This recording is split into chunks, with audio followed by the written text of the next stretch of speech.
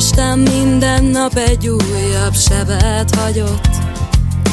Megtanultam csendben tűrni minden fájdalmat, de elfogadni sosem tudtam önmagamat.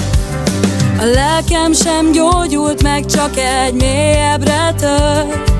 Mosolyt festek magamra, miközben minden összedől.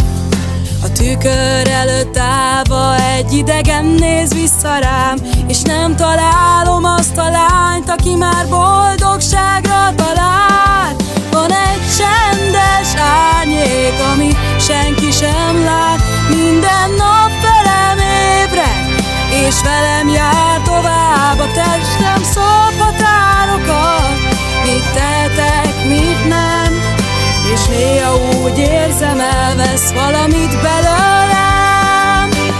El akarok lökni magamtól mindenkit, mégis rettegek attól, hogy nem marad itt senki.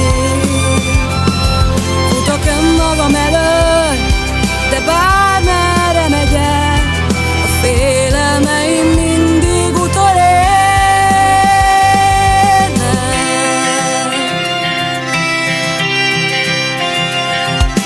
Minden kis érintés a lelkemig hatol, mert azt hiszem, igazán sosem leszek boldog. Mondd, hogyan szeressem azt, akit a tükörben látok, ha minden nap egy kicsit jobban széthullok. Egy hang a fejemben, hogy mindig figyelnem kell, hogy amit más könnyedén tesz, nekem küzdelem. Apró lemondásokból épül fel minden nap, és néha elfáradok attól, hogy vigyáznom kell magamra. Kérdezhetnéd, mit veszítettem el? Leginkább önmagamat, ezt a lányt, aki rég elfeledett. Fájdalom nélkül, hogy egyszer szabadon élni, nem tudom már, milyen érzés lenne igazán létezni.